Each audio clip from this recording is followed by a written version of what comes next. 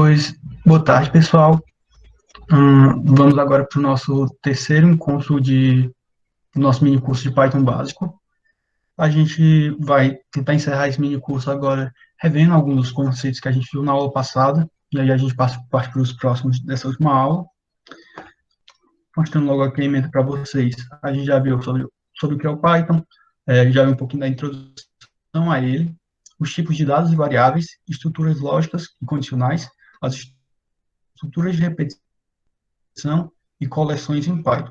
Hoje a gente vai finalizar o nosso mini curso vendo o que são as funções e um pouquinho da introdução aos comprehensions, que é mais compreender determinada estrutura e como ele pode auxiliar a gente.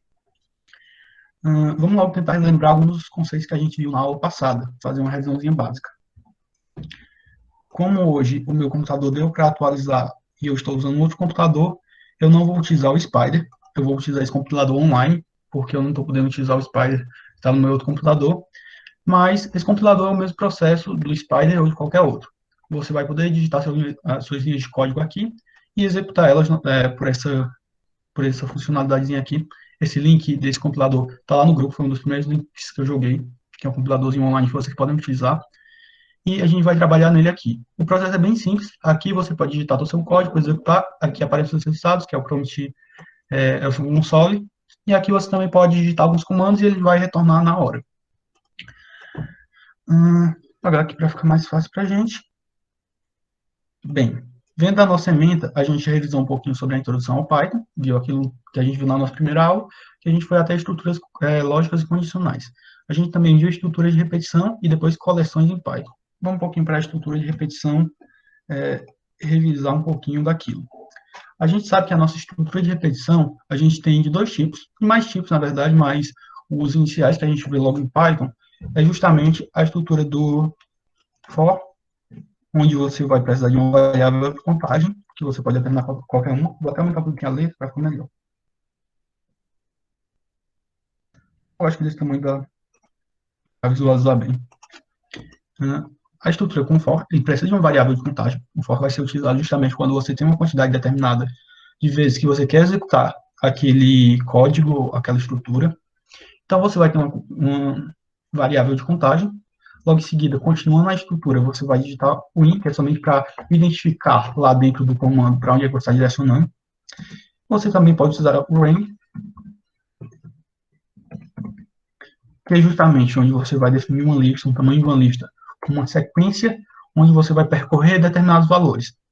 Aqui a gente vai ter três valores que a gente vai poder determinar dentro dessa funçãozinha range, que é justamente o início, que ele padroniza como 0, o final dessa lista, ou dessa estrutura, que a gente pode colocar qualquer valor, vou colocar aqui Z, só para a gente lembrar. E a gente também tem o passo. O passo é justamente de quanto em quanto o elemento vai pulando. Aqui ele padroniza como 1, se a gente não colocar nada. O único elemento obrigatório que a gente precisa para essa função funcionar é justamente o final. Se a gente tiver o final, ele executa como está sendo 0, o início sendo 0, e o passo sendo 1, que são os padrões, mas a gente pode alterar eles.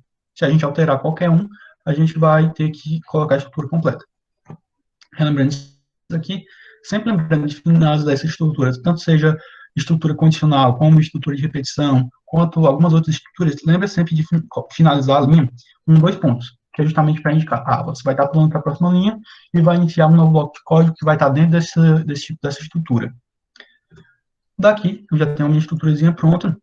O que é que eu vou fazer? Se eu tenho uma quantidade de Z de repetições que eu vou ter, então, basicamente, eu vou pedir para o X ir passando de 0, passo de 1 a 1, até chegar no valor de Z. Quando chegar, ele vai parar o meu comando.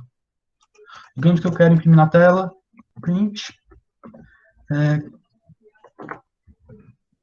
Python básico. O que ele faz? Aqui eu tenho que... Ele deu erro aqui justamente porque eu não defini a quantidade de vezes que eu queria. Mas, digamos aqui, vamos pegar uma variável por fora.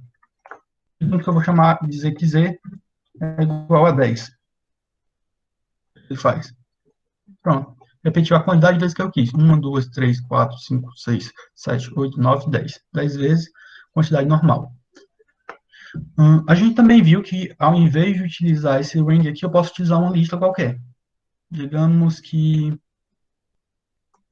eu vou colocar aqui no lugar dessa função range, eu vou colocar a lista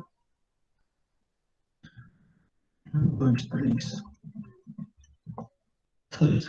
1 a 7. Essa lista, quando eu for passando, meu x, primeira vez, vai ser o valor 1, depois se torna o valor 2, valor 3, até o valor 7, e assim finaliza. O que é que ele vai fazer aqui? Aqui a gente tem 7 elementos. Então, quantas vezes ele vai repetir? Exatamente a mesma quantidade de elementos que eu tenho aqui. Como eu estou imprimindo na tela somente essa expressão aqui, então não vai alterar nada eu utilizar o range ou utilizar uma lista qualquer. Mas o valor de x ele vai estar sendo alterado conforme eu vou passando. Tanto é que se eu colocar aqui, ao invés de print o nome desse Python básico, eu colocar somente a minha variável x e eu executar, ele vai imprimir na tela justamente 1, 2, 3, 4, 5, 6, 7. E finaliza. Já se eu colocar o range aqui, que eu quero que ele apareça 7 vezes, repita essa operação 7 vezes, o que é que ele vai me mostrar? Ops. Vamos aqui. Olha o que ele fez. Ele pegou 0, 1, 2, 3, 4, 5, 6. Eu pedi para ele executar 7 vezes, ele fez a execução 7 vezes do valor x. Porém, como eu tenho essa função range, ele diz que eu preciso ter um início, fim e um passo. O passo eu sei que vai ser 1, que é por onde ele está passando, 0 para 1, de 1 para 2, de 2 para 3, e sucessivamente. Mas o meu início ele dá como 0. Então, a primeira coisa que ele vai imprimir na tela é o primeiro valor de x, ou seja, 0. E quando ele chega, passa essas 7 vezes, ele encerra o código. A estrutura é bem simples. A gente também pode colocar estruturas condicionais, como a gente viu na aula passada. Se o meu x for igual a 1, eu vou utilizando outra funçãozinha que a gente viu também, a função break, que é a funçãozinha de parada. Então, se o meu x for igual a 1, eu paro o meu código. Se for diferente de 1, ou seja, se for um else, se não for, então eu vou dizer o print, imprimir na tela, que o valor de x não é 1.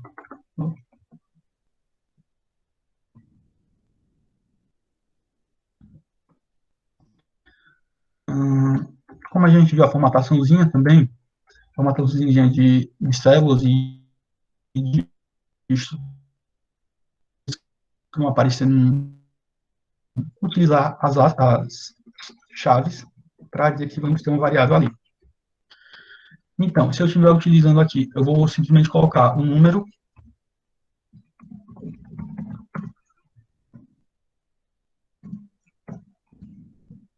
não é 1. Esse número é justamente x. Vamos ver o que, é que ele vai fazer. Errei aqui justamente porque eu estava simplesmente atribuindo o valor. Aqui eu tenho que fazer uma relação de comparação, que é aqui onde a gente utiliza os operadores lógicos, aritméticos e condicionais que a gente vai tentar trabalhar, que é justamente o de igualdade. O sinal de igualdade significa assim, quando eu tenho apenas um sinal de igual, isso significa apenas atribuição. Então, vamos executar aqui novamente. O número 0 não é 1. Aí, depois que ele passa pelo número 0, ele vai justamente para o número 1. Quando ele vai para o número 1, então ele chega nesse valor. 1 é igual a 1, então vou parar minha função, vou quebrar. Mas, e se ao invés de eu utilizar essa função break, eu utilizasse aquela outra funçãozinha que a gente viu, mas a gente não chegou a ver um exemplo, que foi a função continue, se eu não me engano. O que ocorre? Olha o que ele fez. A única coisa diferente entre a função continue e a função break é que a função continue, ela apenas interrompe um daqueles laços e volta para tudo dentro, para o comando. Enquanto que a função break, ela encerra toda a função. Ou seja, a função break, ela vai ser geral, ela vai interferir no código geral, no caso, a estrutura de repetição, enquanto a função continue, ela só vai interferir na estrutura menor. Ela só vai quebrar um laço, na verdade, um dos laços. Então, quando ele chegou aqui e o x foi igual a 1, então ele disse continue, porque não tinha nenhuma outra coisa para interpretar. Então, ele continuou e foi para a função else. No caso, na verdade, se ele colocou aqui em continue, justamente ele parou aqui e ele não foi para a função else, porque na else ele iria imprimir isso daqui. Então, ele saiu do código e simplesmente voltou para o caminho dele normal e ficou rodando.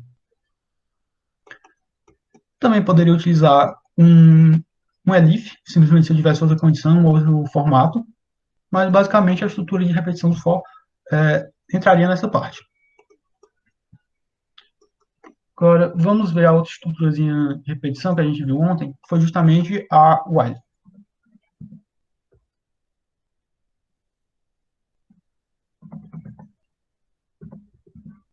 A função while, ela justamente trabalha com teste lógico.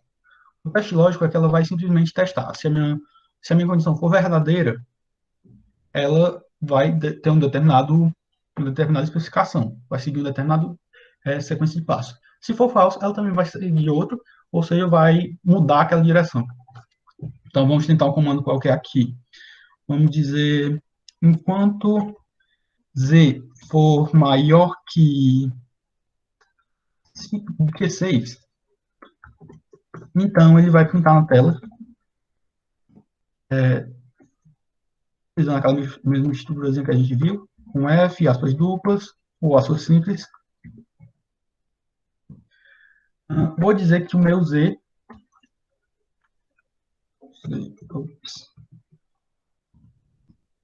Vou dizer que o meu Z, ou seja, o valorzinho de Z, que inicialmente vai estar como 10, é maior que 6. Como a própria estrutura já diz, o próprio desenho aqui fala. Quando eu executar isso daqui,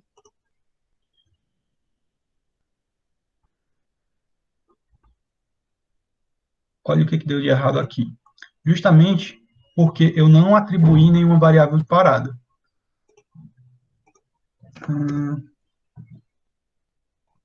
Vamos recarregar aqui.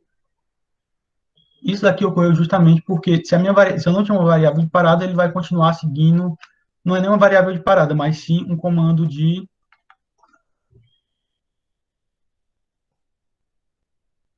para atualizar o número. Ou seja, ele ficou sempre ficando no 10 repetindo, até o infinito. Então, vamos construir aqui o valor novamente. Acabei atualizando. Então, se z é igual a 10, na minha estruturazinha, vai, quanto z for maior que 6, o que eu vou fazer? Vou imprimir na tela, print.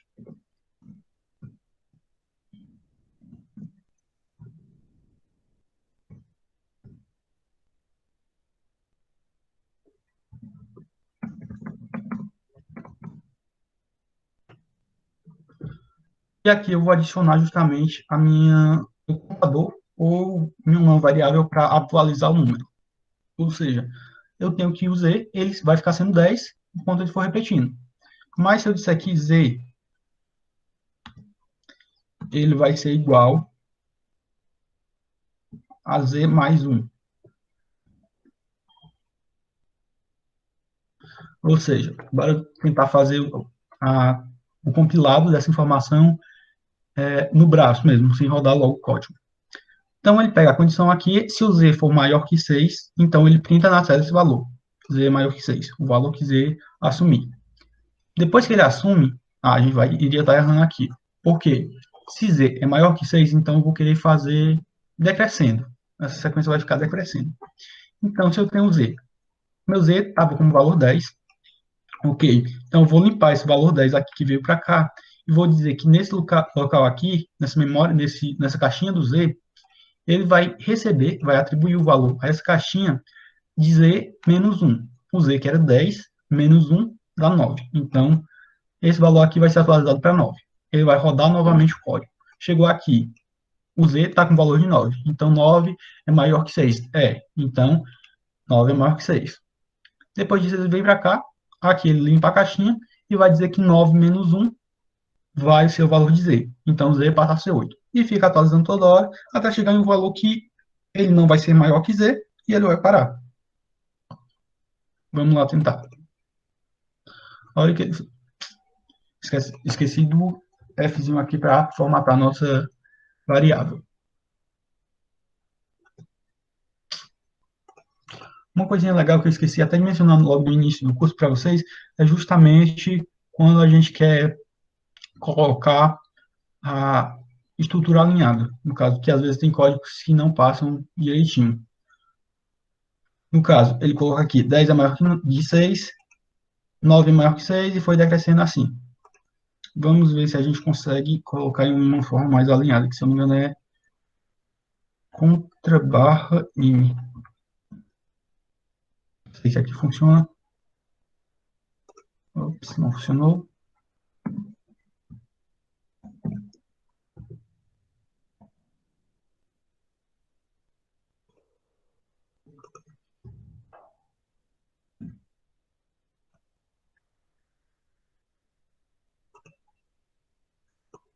Ah, pronto. Aqui não estava funcionando direito contra barra in, mas joga uma mensagem aí no chat.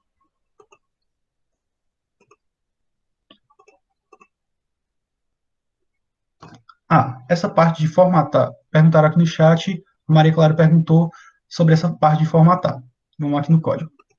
Essa parte de formatar é basicamente, quando eu tenho um print normal, digamos que eu vou colocar aqui, deixa eu colocar em comentário esse código.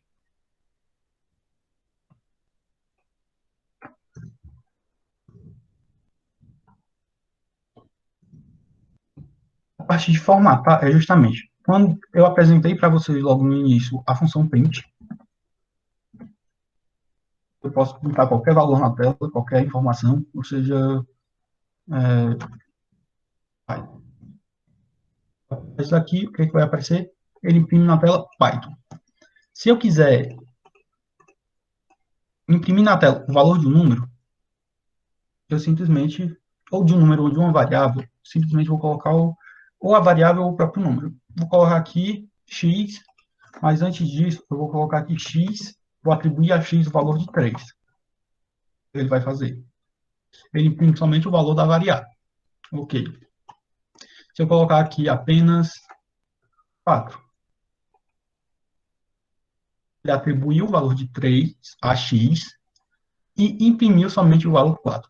Quando ele atribui o valor, a variável vai ficar lá guardadinha com o valor 3, e aqui eu estou imprimindo na tela apenas uma informação que eu quero. Quando eu imprimo esse valor, eu coloco isso daqui, ele vai aparecer na tela somente aquele valor. Se eu colocasse aqui para aparecer um texto, que é justamente as nossas strings, vou colocar aqui um nome Python novamente, e coloco talvez 4 aqui. Será que ele vai imprimir na tela os dois valores, tanto Python quanto 4? Vamos ver. Ele já aponta um erro aqui, diz que a sintaxe é inválida, justamente porque a função print, ela recebe apenas um parâmetro. Já já a gente vai ver o que é parâmetro, o que significa isso direitinho. Mas aqui ela só vai receber uma informação de cada vez. Eu tenho formas de colocar mais informações para aparecer, mas naturalmente o print só recebe uma informação de cada vez e só imprime na tela essa informação. Se eu quisesse colocar aqui na tela, junto com Python, o número 4, vamos ver se eu adicionando mais aqui, daria certo.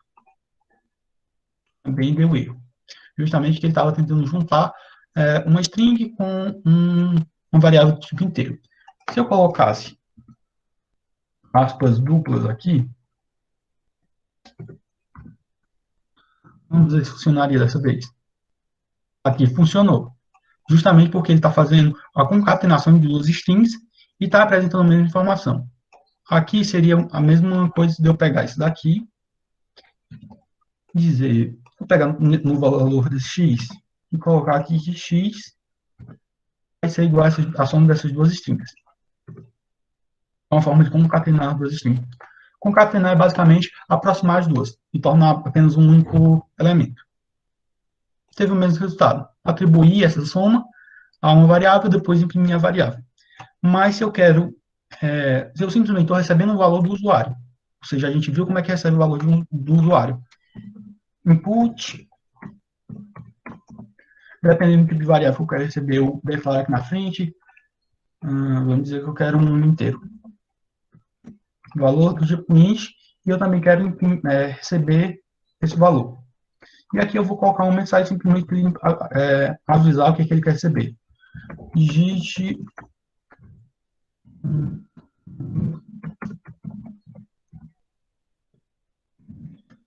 o número inteiro. E vamos aqui.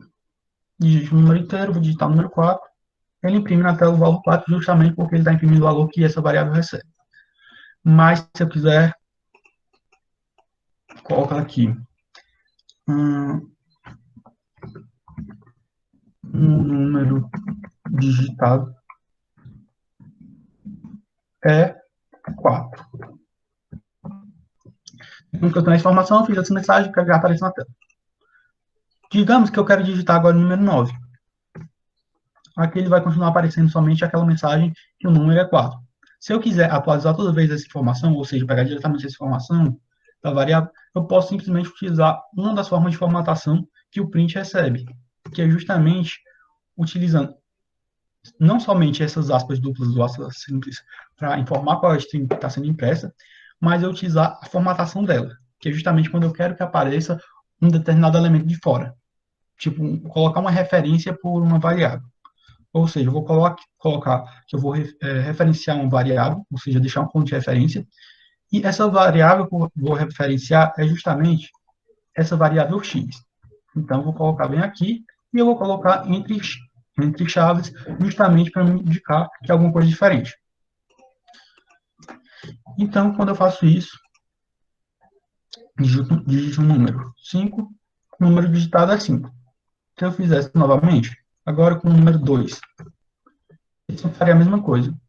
Se eu simplesmente deixasse daqui, se eu tirasse esse F, ela imprimiria as duas chaves e o X dentro. Mas quando eu coloco o F aqui na frente, vocês podem até perceber que isso daqui muda a coloração. Ele está destacando que aqui ele vai estar recebendo uma variável. Ou seja, isso aqui é uma forma de você simplificar uma informação que você quer passar no texto, colocando uma variável ali no meio. Uma variável que você pode até não saber no momento. Ok? Deu certo? Alguma mensagem em relação a isso? Alguma dúvida? Ah, pronto. Relembrar aqui, eu estava errando na hora que eu estava colocando o código. Passado isso daqui, não sei se mais alguém tem dúvida, mas voltando aqui para a estrutura do while. Eu estava confundindo aqui.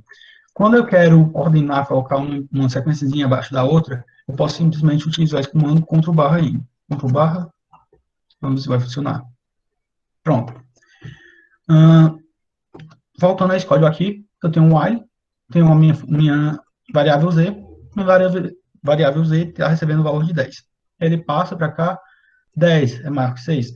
Passa para cá, vai dizer que 10 é maior que 6. E depois vai subtrair um do valor, fica atualizando toda hora. Até chegar em um determinado valor, que quando ele passar para cá, fica 7. Aqui vai limpar o valor, e 7 menos 1 vai dar 6. 6 não é maior que 6, 6 é igual a 6, então ele vai simplesmente jogar para cá e vai quebrar o loop. Uma das outras coisas que eu poderia fazer para colocar mais opções, ao invés de colocar menor que 5, para ele imprimir mais uma vez, olha o que ele faria. Ele iria repetir até o 6, ele iria usar 5 repetições. Mas se eu quisesse, ao invés disso, eu queria manter o número 6, poderia simplesmente deixar o número 6 maior ou igual a 6. Isso daí já abriria restrição para outro caso, que seria o número 6. Então, a gente vendo aqui. No caso, ele imprimiu 6 é maior que 6, mas na verdade aqui é porque eu não alterei a mensagem. Isso aqui é apenas para mostrar que eu posso modificar de acordo com a restrição que eu quero. Cabe muito a quem está fazendo o programa decidir. É melhor colocar que o número pode ser apenas maior ou se ele pode ser maior ou igual. Que aí ele está alterando a quantidade de vezes que vai poder ser utilizado. A gente já viu a estrutura do for, a do while. Agora, Só relembrar um pouquinho das estruturas das coleções. A gente viu que as coleções nada mais são do que formas de agrupar dados. A gente viu uma string que a gente viu até antes. Então, ela é dada pelo... vamos colocar aqui que uma string S é basicamente um nome qualquer. Vou colocar aqui Python. Por exemplo, isso aqui, se eu quiser que apareça o valor da string S, coloco aqui e ele me diz Python. Se eu quiser acessar o valor de S na posição 1, índice 1, na verdade, ele vai me retornar o valor Y. Justamente como eu falei para vocês, valor índice 0, índice 1 e assim sucessivamente. Ele sempre inicia do zero. Se eu quiser retirar esse valor, substituir esse valor, vamos ver se dá. Vai receber... Vamos dizer que eu vou colocar um I aí. Ele já não deixou justamente porque ele não tá definindo um valor, um tipo de string. Ele está definindo como se fosse uma variável. Mas se eu pegasse aqui, colocasse S, está recebendo a string I. Ele vai fazer.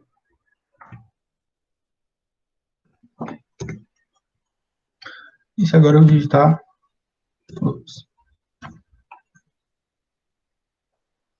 Tipo, ele não suportou justamente o valor, essa troca de variável. Ele estava dizendo que não estava definida essa operação. Vocês podem utilizar outras funções para fazer essas modificações ou até mesmo ver a leitura dessas variáveis. A gente viu que a string basicamente é um conjunto de elementos de texto que a gente vai estar interpretando. Logo em seguida, a gente viu que é uma lista. A gente sabe que uma lista é um conjunto que eu vou declarar ela através dos colchetes. E eu vou definir qualquer elemento. Vou definir um número inteiro, vou definir um número do tipo float, vou definir um número que esteja como um formato de string, vou definir também um valor booleano, e quando eu executar ela, e depois pesquisar, ela vai me mostrar na tela justamente aqueles elementos que estão na lista. Se eu quiser qualquer elemento daquela lista, ou seja, basta eu seguir através do índice. Eu quero do índice 3. Ele vai me retornar o valor que está no índice 3, porque índice 0, índice 1, índice 2, índice 3. Se eu lançar um índice que não contém nessa lista, digamos que eu lance um índice 5, e já dá erro. Outra coisa interessante também é que se eu lançar um índice diferente do habitual, vamos ver aqui um valor negativo, o que é que ele faz? Olha, eu lancei esse valor com o número -1 e ele lançou verdadeiro. Justamente porque quando eu adiciono esse valor -1, ele vai estar fazendo a leitura de trás para frente. Ou seja, aqui se torna um índice -1. Justamente ele torna isso aqui como índice -1, índice -2, índice -3, e aqui é o índice 0. Se eu tentasse o índice -4, teria?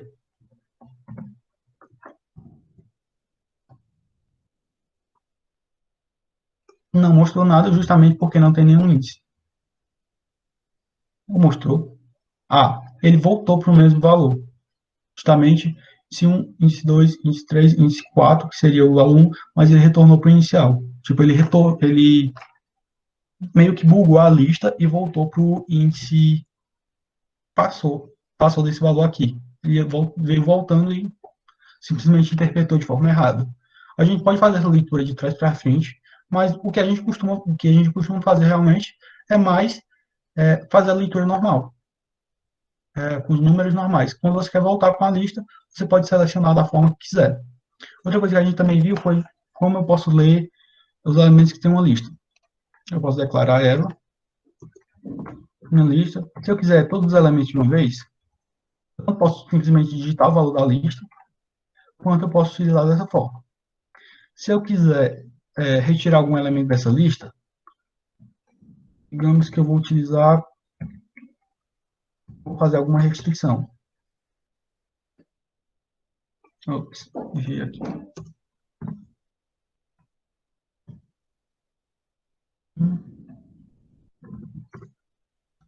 Ó, quando eu faço alguma restrição, quando eu digo até um determinado elemento desse lado aqui, ele vai pegar a minha lista. Ele quer somente a partir do elemento 1, que está no índice 1. Ou seja, ele vai começar aqui e vai até o final. Se eu invertesse essa posição,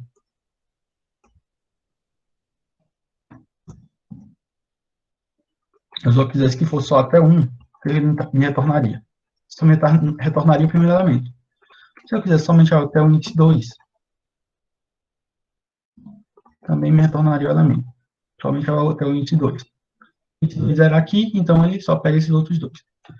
A gente viu isso, também vimos a tupla, que basicamente é semelhante à lista, porém ela não aceita alterações. Vamos deixar isso daqui e vamos mudar. A tupla ela é representada com os parênteses, é tipo uma lista que a gente não pode modificar, e a gente viu que ela é bem útil quando a gente tem algum valor que a gente quer deixar fixo, não quer que atualize de forma alguma, e a gente pode identificar ela de qualquer jeito, qualquer variável dela. A gente só não pode fazer a alteração. A gente pode transformar uma tupla em uma lista em uma tupla e assim sucessivamente, mas a gente não pode fazer a alteração na própria tupla. Basicamente isso. E por fim, ontem a gente também viu dicionário. No dicionário, a gente vai iniciar um dicionário qualquer, dando o valorzinho de igual, a gente dá um nome qualquer para esse dicionário, e vai começar com chaves. Abrindo e fechando chaves. Tem duas formas da gente criar que eu mostrei para vocês ontem, que é justamente eu criar um dicionário vazio e adicionando ele aqui, adicionando os valores que eu quero nele aqui, digamos que eu quero palavra. E eu vou dizer que no local de palavra eu vou atribuir o valor carro. No caso, eu vou colocar um string carro. Se ele me retornar aqui, eu colocar dicionário,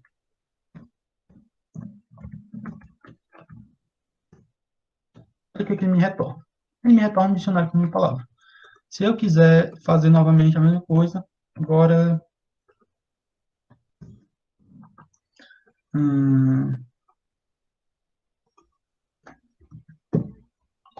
qualquer besteira, e aqui qualquer outra besteira também. Só para a gente ver como é o funcionamento e colocar aqui. E aqui, olha o que ele mostra. Ele sempre vai mostrar a classe de palavras que eu criei. No caso, palavra é o tipo de variável que eu criei. E vai mostrar, seguido dos dois pontos, o que foi que eu armazenei dentro dessa variável. Aqui ela faz o mesmo processo e vai separando esses locais vírgula por vírgula. Prontinho, como a gente tinha entendido.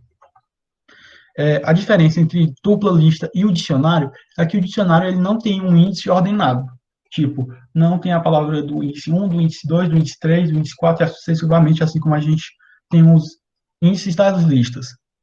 Mas, basicamente, a gente consegue acessar por cada um dos tipos de palavra, dos tipos de item que a gente joga nele. No caso, eu tenho essa palavra e eu tenho essa expressãozinha bagunçada que eu joguei aqui e eu tenho coisas atreladas a ela. Então, eu posso simplesmente selecionar e identificar o que eu quero. Basicamente, serve para me guardar diversos tipos de informação. E a gente vai ficar um pouco com essa visão mais rasa dele, até mesmo porque no meio da engenharia, pelo menos eu não costumo ver tanta utilidade dele. A gente não costuma utilizar tanto esse tipo de armazenamento de informação. A gente trabalha muito com banco de dados, então não.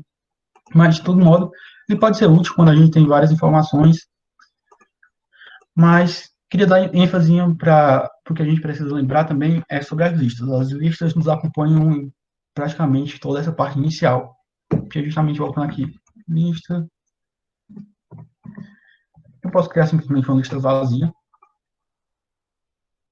Simplesmente colocar aqui lista. Ele me retorna que está vazio. Eu posso simplesmente ir adicionando valores a ela ou qualquer coisa. Mas uma coisa interessante que eu até mencionei na aula passada para vocês é que eu posso adicionar lista dentro de outra lista.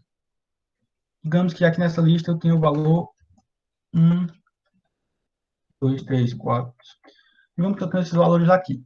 Pode ter qualquer tipo de variável aqui dentro, seja tipo int, float, ele não se incomoda se a gente variar os tipos de variáveis. Fica até meio redundante, mas se eu quiser trocar algum elemento, eu posso simplesmente dizer que na minha lista, um elemento 2, eu vou querer atribuir o valor de outra lista. Vou colocar 4, 3, 5, 6. Vamos ver o que vai acontecer. E agora reproduzir o valor como lista, né? Então, ele atribuiu o valor, substituiu, olha o que, é que a gente tem. Se a gente fosse tentar enxergar isso, seria mais como se fosse, quando a gente vai ver em matrizes, uma matriz que tem o primeiro elemento 1, de uma matriz coluna, o segundo elemento é 2, o terceiro elemento, ele é uma lista, que é no caso como se fosse um vetor linha, que tem 3, 4, 3, 5 e 6. E, por fim, ele tem um quarto elemento, que é justamente o número 4, que está ligado no índice 3. Outra coisa interessante também são as matrizes. Matriz é basicamente agrupar listas. Então, digamos que eu vou ter esse valor aqui.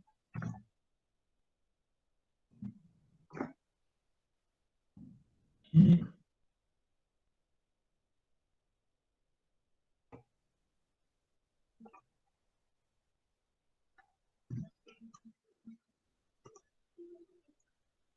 vou diminuir a elemento para ficar mais fácil.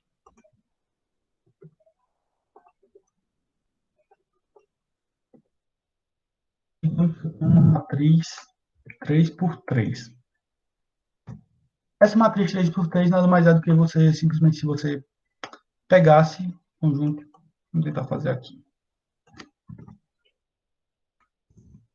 A representação da matriz seria basicamente isso.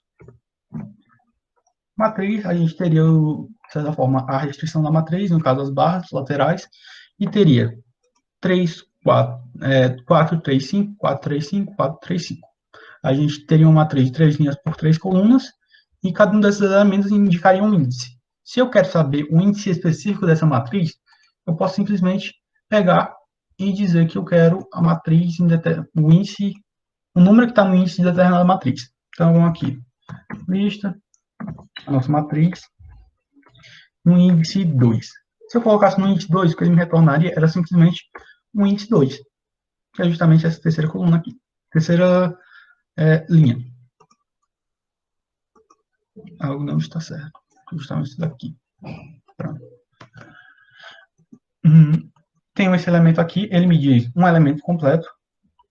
Se eu quiser saber um elemento dessa terceira lista aqui, que encaixa no índice 2, eu posso especificar ela aqui. Lista 2 por 2. É que ele me mostra justamente o elemento 5. Está na terceira lista, que é o terceiro elemento da terceira lista. Basicamente, as matrizes vão funcionar dessa forma. Se você quiser colocar uma matriz de 3 dimensões, no caso seria um espaço, não sei nem como ficaria isso, mas basicamente, você colocaria simplesmente aqui outro parêntese, outro colchete, e sairia adicionando. Aqui teria um colchete, aqui teria outro, aqui outro, e assim sucessivamente, até você formar uma coisa tridimensional.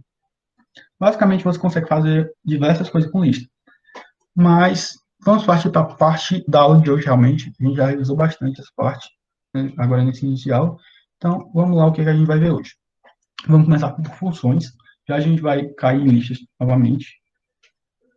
Aqui eu dei uma invertidazinha. Peraí, deixa eu só ver se não tem nenhuma dúvida lá no chat. Não tem nenhuma dúvida aqui no chat, eu não consigo encontrar nenhuma. Mas, voltando aqui. Aqui eu dei uma invertida justamente nos tópicos que eu ia abordar, justamente para trazer essa parte de parâmetros logo para frente. Na apostila está no tópico 6.4, e a gente vai começar vendo que é um parâmetro. Parâmetro, pela definição aqui, é uma variável declarada no cabeçalho de uma função e tem um uso exclusivo dentro do bloco de instruções da mesma.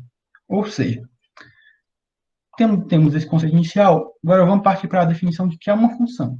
Uma função em Python, em linguagem de programação, como diz aqui, funções são aqueles nomes que usamos para realizar alguma ação em nosso código. Basicamente, quando eu tenho um print, aquilo é uma função, como aqui no console.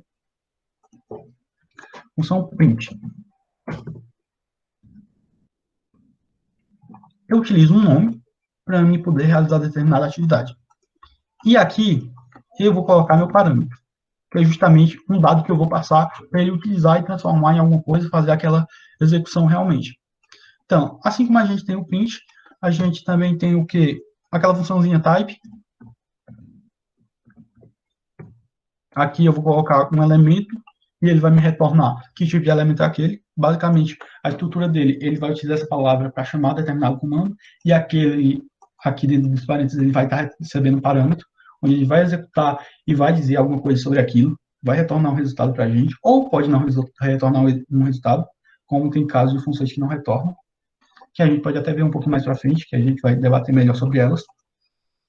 E a gente segue nesse tipo de instrução. Temos uma função composta por um nome e que vai receber determinado parâmetro. Basicamente, o conceito inicial que a gente vai ter é esse.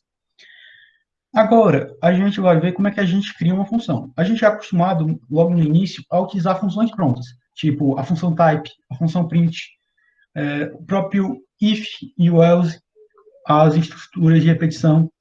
Eles trabalham com funções, mas a gente, às vezes, não sabe como é que aquilo funciona por dentro. Realmente tem coisas mais aprofundadas que a gente nem consegue entender logo de início, só com conhecimento básico, mas a gente vai ver como é que a gente pode criar uma função qualquer, tipo, não sem ser essa do tipo print.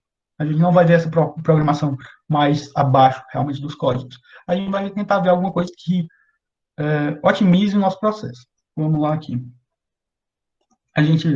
Vamos voltar aqui só para a gente ver rapidinho.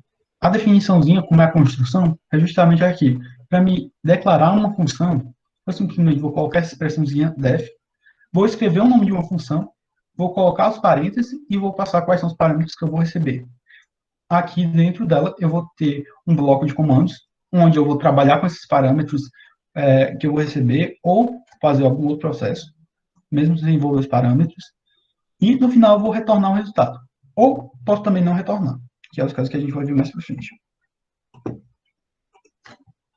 Analisando aqui. Eu sei que a minha função print é uma função, já chamei ela de função, então estou dizendo que ela é uma função e pronto. E digamos que eu tenho uma operação, na verdade, pode iniciar como chamando alguma coisa do usuário. Dizer que uma variável x vai receber do usuário um valor inteiro, qualquer valor você poderia receber também, tipo input. E digamos que eu vou receber aqui, digite um número. Ele quer um número do usuário, ele vai armazenar essa variável x. Digamos que ele vai querer receber dois números. Então, não é mais interessante. Aqui agora vai ser uma variável y, digite outro número. Então, quando eu executar, primeiro vai rodar esse, vai receber um número, depois executa esse, recebe outro número. E digamos que nessa função aqui, no meu código, pediram para eu fazer a média de duas notas. Então, eu vou dizer que aqui minha média vai estar recebendo o valor que eu posso extrair da média, que é justamente eu fazer uma operação de soma, x mais y, e divido por 2. E justamente a quantidade de elementos que eu tenho. Ops, está errado aqui. Digamos que eu tenho essa operação, e no final eu imprimo na tela o valor dessa média.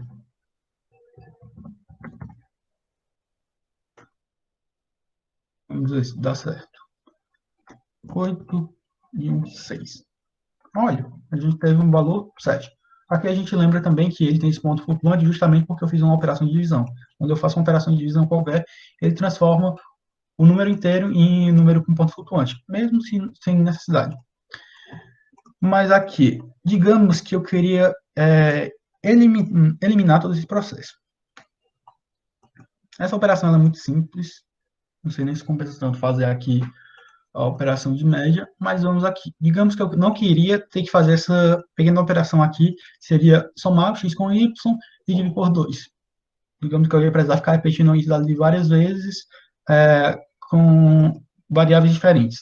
Digamos, calculei a nota para o Joãozinho, então tive um resultado. Depois vou ter que aplicar isso aqui novamente com outras variáveis. Então, vamos construir uma função para ficar replicando aquilo. Vou colocar aqui em comentário. Que eu vou colocar aqui. Vamos deixar recebendo esse x e esse y.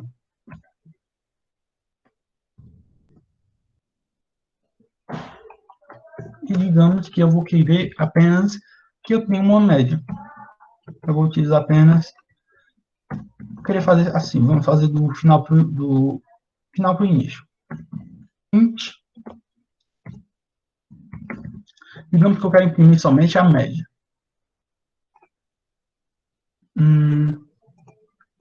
Se eu imprimir aqui, deixa eu ver se aparece alguma coisa. Número 1. Eu pedi para imprimir na tela apenas média. Quanto seria a média dessas duas notas? Ele deu aqui um erro justamente porque eu não estou fazendo nenhum trabalho com essas duas variáveis. Mas digamos que eu tivesse, assim como eu tenho a função print, assim como eu tenho as outras funções, eu tivesse uma função média. Que eu tenho, na verdade, mas vamos fingir que a gente não tem. Vou colocar aqui tef, para criar minha função. Vou criar minha função média. E vou passar como parâmetro para essa função média duas variáveis, que são justamente, vamos dizer que eu vou passar o valor A e o valor B. No final, coloco esses dois pontos e vamos para dentro dessa função. O que é que ela vai ter que fazer com A e com B para me tirar a média? Justamente eu vou ter que fazer a soma. Vou pegar aqui, soma. É A mais B. E eu vou retornar, não se preocupem com essa palavrinha que eu vou colocar aqui, logo no início, que já eu explico para vocês o que é.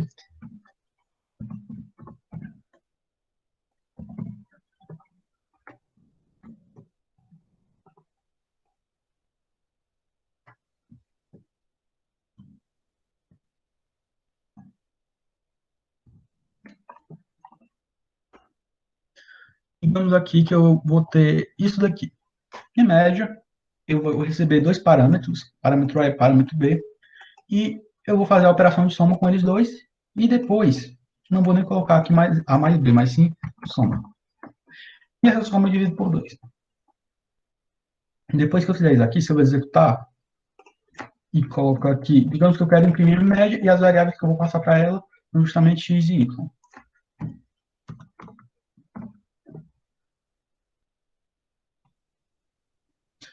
Vou digitar um número 5 e um número 8. Passou. Vamos ver o que foi que aconteceu aqui. Primeiro, eu defini duas variáveis, variável x e variável y. Depois, eu disse qual era o tipo de cada uma das variáveis e pedi para ele digitar um número para cada uma dessas variáveis. Logo em seguida, vamos ignorar isso daqui por enquanto e digamos que existe uma função média onde eu preciso passar apenas dois parâmetros, que é justamente os valores que eu estou recebendo e ele me calcula a média. E que eu simplesmente imprimi a média desses dois valores. Se eu imprimir a média desses dois valores, ele me retornou aqui. 5 mais 8, eu sei que eu vou ter 13, 13 dividido por 2, 6,5.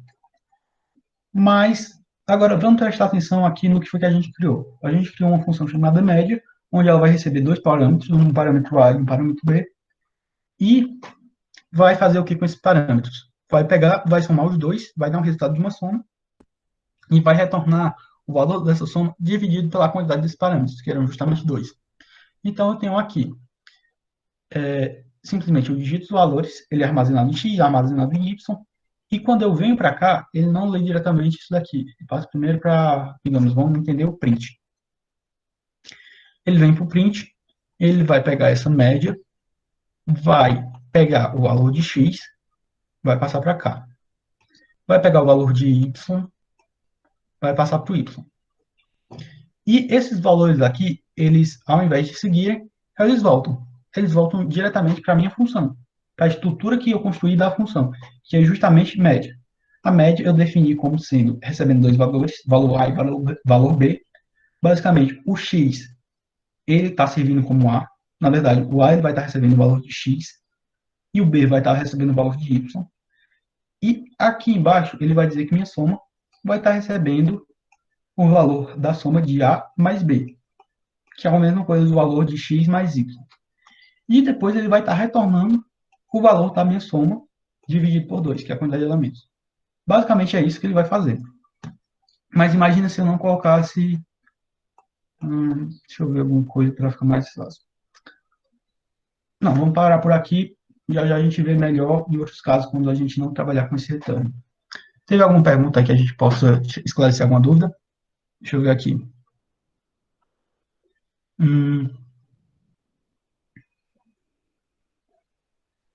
Pronto. Já foi o que foi feito aqui. Eu poderia tanto colocar o A mais B quanto o soma. Não interferia. Se eu quiser simplesmente colocar o A mais B, eu poderia até tirar isso daqui. Eu colocaria a opção inteira. Mas aqui eu teria que lembrar uma coisinha das operações matemáticas que às vezes a gente acaba esquecendo quando a gente está no início de programação. Que é justamente dizer que aqui eu vou ter A mais B. Na verdade, não precisa nem colocar isso aqui. Digamos que eu vou ter A mais B. E vou dividir esse valor por 2. Aí rodando. 8. 5. E me retorna 6,5. Porque se eu simplesmente fizesse assim, ele não me retornaria a média. Ele apenas pegaria o resultado de A e somaria com metade de B. Vamos fazer aqui. 5, 8, 5. 10,5.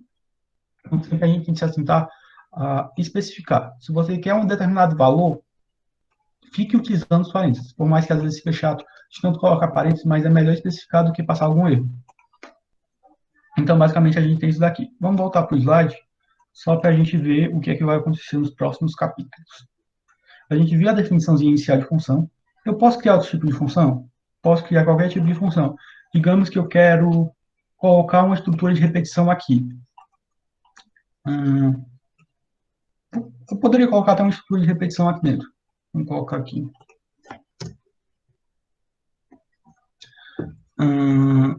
For e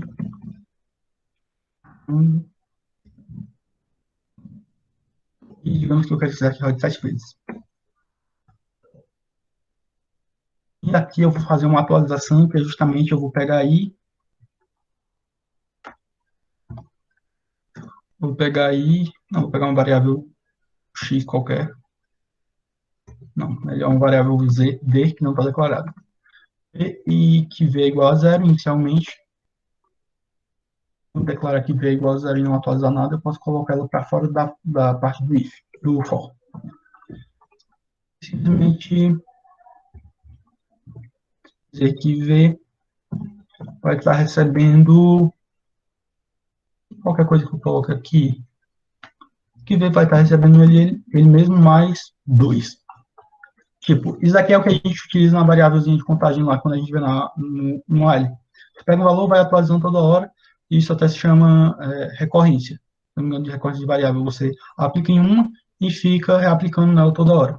Uma coisa que você pode simplesmente, para abreviar essa expressão, justamente tirar isso daqui, colocar, se não me engano, é assim, mais igual. Quer dizer que você vai estar utilizando esse valor e vai estar somando esse valor, o valor de 2. Não sei se é assim ou é o inverso. Já já eu olho direitinho. Se der erro, aí a gente retorna. Mas, eu vou querer repetir ele 7 vezes. Agora, eu vou printar na tela.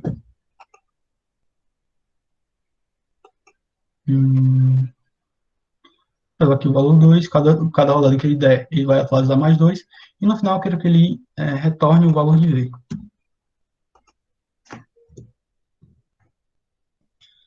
Hum, isso. Digamos que eu só vou pegar uma variável aqui do usuário, que é a variável A. Ah, pronto. Não vamos utilizar set. Vamos dizer que a gente quer fazer uma recorrência com um valor qualquer. Então, eu quero colocar uma variável.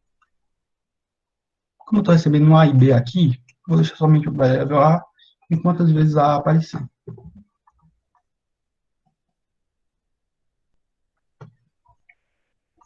Vamos olhar isso daqui. Então, uma função que vai trabalhar a média. Não vai ser nem a média, vai ser qualquer coisa aqui que eu vou colocar nada. Não sei o que isso daqui vai fazer, só que fazendo teste médio.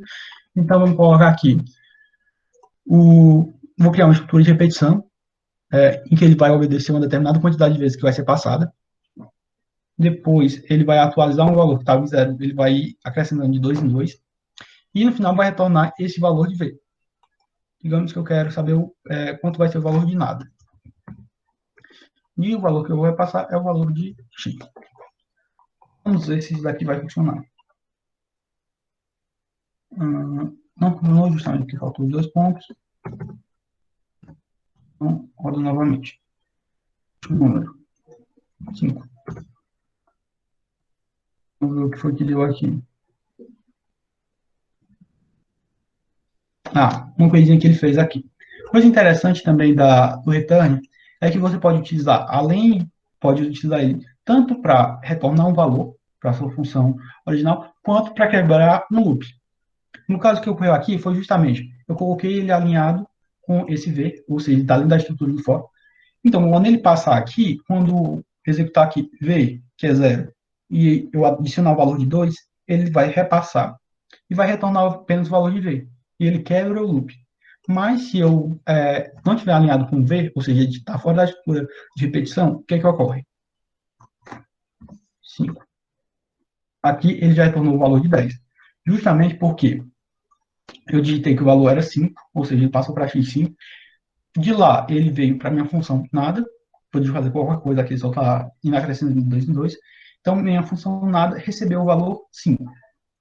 Esse valor de 5, que era o valor de x, então, ele mandou para o valor de a. Ou seja, x é igual a 5, mas como a é igual a 5, a vai receber o valor de 5. Basicamente, essa comparaçãozinha. E como aqui o a vai ter o valor de 5, então eu pego v é igual a zero, ok. Então, ele vai começar a minha estrutura de repetição. O i, que é um valor que ele vai tornar como zero, vai passar pela primeira vez. Enquanto estiver nessa funçãozinha, ele vai repetir como se aqui fosse 5. Então, ele vai repetir 5 vezes esse loop.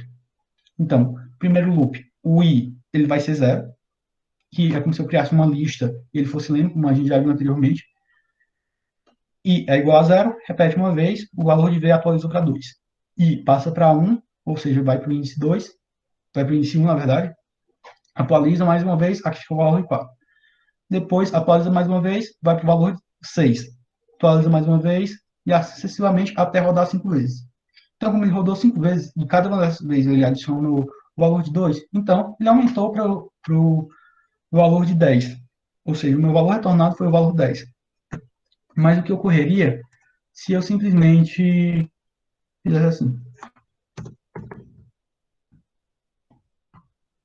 Será que teria alguma diferença? Eu tirei o retorno da minha função. Vou fazer a mesma coisa. Ó, aqui ele retornou não, justamente porque não retornou nada. Ele fez toda a minha operação, mas deixa eu ver se eu digitar aqui V, vamos ver se aparece alguma coisa. Não apareceu nada. Justamente porque a minha função ela está cuidando desse valorzinho aqui. Minha função, o V, está apenas dentro da minha função. Se eu tentar chamar ele fora da função, não vai adiantar de nada. Vamos tentar entender um pouco mais. Surgiu alguma dúvida em relação a isso?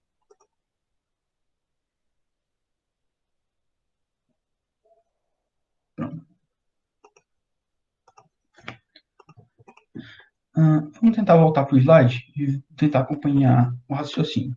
A gente já viu um pouquinho sobre a função, a estrutura de uma função normal mesmo.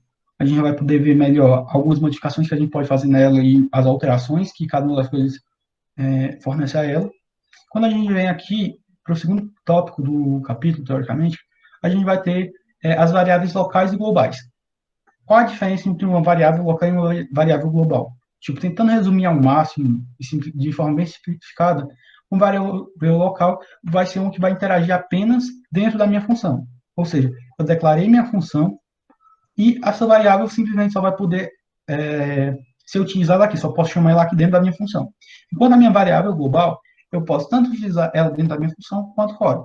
Olha aqui, a gente utilizou a variável curso de engenharia e tal, definimos uma variável, uma função, que seria qual o seu curso, e aqui eu simplesmente jogo, que eu vou imprimir dentro da minha função o determinado curso. Então, ele vai imprimir o valor de engenharia, no caso é o nome, e quando eu utilizo qual o seu curso, então ele vai fazer todo o processo normal. Ele tanto imprimiria qual o seu curso, dando esse valor de curso, eu não precisaria passar nenhum parâmetro para cá, até mesmo porque eu não recebi um parâmetro, quanto se eu imprimisse curso, imprimiria o mesmo resultado. Vamos tentar interpretar aqui junto com essa questão.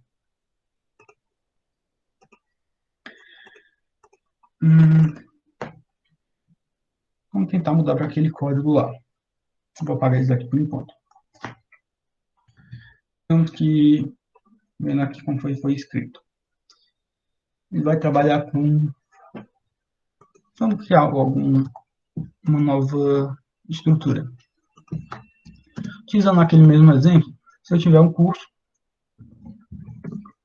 e eu disser que nesse curso eu vou ter engenharia.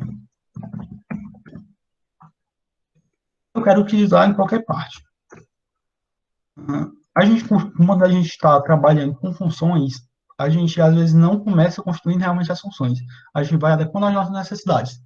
Eu não sei como é que eu faço para me desenvolver tal atividade aqui. Então, eu precisaria de uma função. Então, se eu preciso daquilo para facilitar meu trabalho, então eu vou criar uma função posterior à minha necessidade. Não sai simplesmente criando funções à toa, sem ter um motivo específico. Então, digamos que eu queria...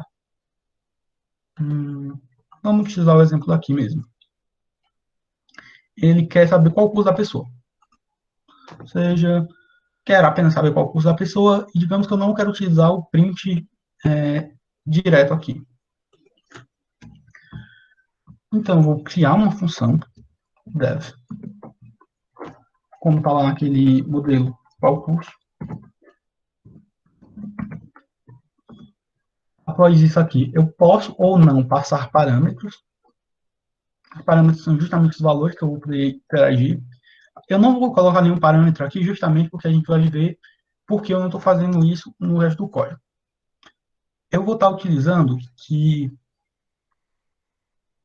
simplesmente vou pintar na tela aqui o valor do meu curso. Posso simplesmente pintar o valor do meu curso. E eu não preciso retornar nada, na verdade. Vamos tentar executar isso daqui. Na verdade, espera aí. Para executar, eu preciso simplesmente chamar essa função. Qual curso?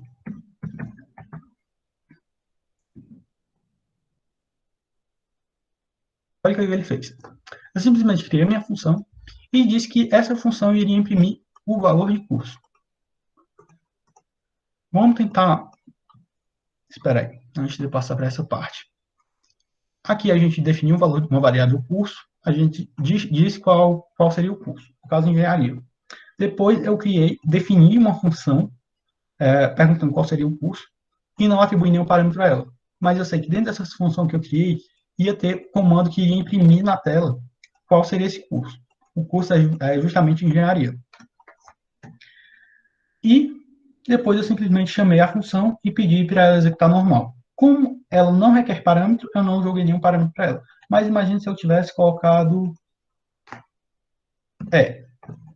só um valor de uma variável que eu nem defini, não defini. Ele já mostra aqui problema, justamente porque ela não precisa de parâmetros. Se eu passasse o valor 5, não precisa ter algum problema. Iria ter problema justamente por causa que ela não quer parâmetro, ela não precisa de parâmetros, só vai atrapalhar ela, só vai atrapalhar no código. Então, quando eu executo normal, ela informa qual o curso. Isso aqui ocorre justamente porque ele não está retornando nada. Esse comando aqui do print, ele já sai logo para fora e imprime qual o valor, mas imagina se ao invés de colocar, deixa eu ver, quando eu imprimo aqui apenas curso, ele vai me retornar a string engenharia. Isso porque a gente ouviu falar aqui a gente viu aqui no slide que tem dois tipos de variáveis, dois tipos de variáveis, são as locais e as globais. Quando eu trabalho com essa que está interagindo fora da minha função, ou seja, eu posso chamar ela normalmente aqui e ela vai aparecer, ela se trata de uma variável global. Vou tentar utilizar ela dessa forma, assimilando desse modo. Mas imagina se essa variável ela não tivesse dentro, não tivesse fora da minha função. O que que ocorreria? Eu vou dizer qual é o seu curso, e eu estou dizendo curso da engenharia. Ele continuou me mostrando que o curso é engenharia. Mas se agora se eu chamar a variável curso, olha o que ele imprime na tela. Ele diz justamente que eu não tenho essa variável curso. Ela não foi definida. E ela não foi definida justamente porque ela está presa dentro da minha função. Minha função é alguma coisa tipo como se ela não está aqui, ela está guardada em outro canto qualquer, e eu só posso utilizar os recursos que ela oferece. Eu não posso pegar as coisas de dentro dela e utilizar para o lado direito. Eu posso passar alguma coisa para ela, ela vai me retornar outra. Isso aqui é que mostra a diferença entre uma variável global e uma variável local. Essa daqui, quando eu mudo ela para dentro da minha função, ela se torna uma variável local, porque eu só vou estar utilizando ela desse modo. E se eu simplesmente tiro isso daqui,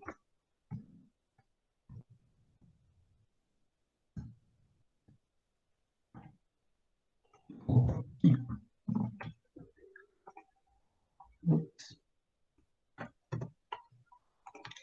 ele está mostrando justamente a funcionalidade dessa variável. Quando ela está fora da minha função, ela vai poder ser executada de qualquer forma. Ou seja, ela pode ser tanto utilizada aqui dentro, como a gente pode ver, curso, tanto é utilizada aqui dentro, quanto pode ser utilizada fora, se eu quiser imprimir curso novamente. Na verdade, print curso.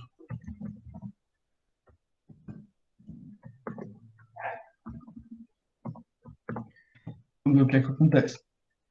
Aparece duas vezes, justamente porque eu imprimi curso aqui e depois eu imprimi curso aqui novamente. O que é importante lembrar que se você está trabalhando com uma variável fora da sua função, você vai poder trabalhar ela de qualquer forma, em outros locais, mas se você definir uma variável dentro da sua função, como foi o caso que a gente fez, tirando esse valor aqui e colocando ele aqui, você só vai poder trabalhar ele dentro da sua função, você não consegue mexer nele fora. E dá erro quando você chama esse valor. Justamente porque aparece algum problema. Alguma pergunta?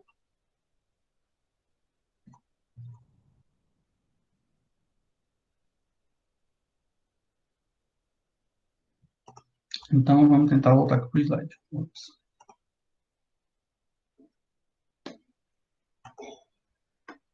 Pessoal, está dando para ouvir, está dando para seguir direitinho. Vou travar aqui no computador. Não, tá tudo certo, Jefferson. Fiquei com medo da internet cair. Então, seguindo aqui, a gente utilizou variáveis locais e globais. Agora, vamos tentar passar um pouquinho por retorno. Retorno é justamente aquilo que a gente viu. Tem determinados casos que a gente vai precisar utilizar um retorno, a gente vai precisar retornar um determinado valor, e tem momentos que a gente não precisa utilizar isso. Um caso que a gente não precisa utilizar isso foi justamente aqui. Quando a gente executou, vamos tentar atualizar. Mas aqui, quando a gente executou nesse código, ele simplesmente imprimiu na tela o valor e foi normal. Ele não precisou imprimir na tela o valor do print. diferentemente de quando eu utilizo algum valor que eu faço uma operação matemática. Deixa eu tentar aqui novamente, porque a internet está falhando.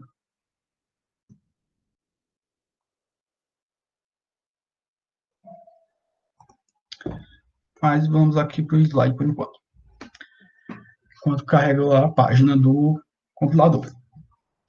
Eu tenho o meu retorno, ele simplesmente utiliza essa função return de duas formas, que é quando eu quero tanto quebrar uma função, quebrar um loop, como a gente viu, se eu colocar essa função return, ela vai retornar o valor e vai parar de seguir as outras coisas, quanto eu posso simplesmente mandar um valor. Aqui, vamos ver esse exemplozinho aqui, eu defini uma função qualquer, depois, recebendo dois parâmetros, uma função soma, e eu apliquei dois resultados. O resultado era igual a x mais y, e o retorno que eu daria era esse resulte, justamente o resultado da minha função. E aqui eu simplesmente faço o comando, peço a entrada de um valor, peço a entrada de outro valor inteiro também, e eu simplesmente vou retornar o res, que foi a variável que eu defini, para a minha soma. Eu chamei a função soma, passei os parâmetros. No parâmetro A, que é esse valor aqui, ele vai ser direcionado para o valor de x, e o parâmetro vai ser direcionado para o valor de y. E a partir daí, eu faço o processamento, depois que eu digito os valores aqui, ele passa para dentro da função e vai fazer essa soma. Depois que ele faz essa soma, ele simplesmente retorna esse valor. E quando ele retorna esse valor, é justamente o valor que vai aparecer aqui. É como se, tipo, eu estivesse pegando de um campo, mas eu não quisesse gastar meu trabalho ali, eu jogo para outro local qualquer, é como se eu terceirizasse o meu trabalho. Jogo para aquele local, lá ele processa e só me manda o resultado. Ou se eu não precisar de resultado, é justamente ele executa e de lá mesmo já sai o resultado para qualquer outro canto que seja necessário.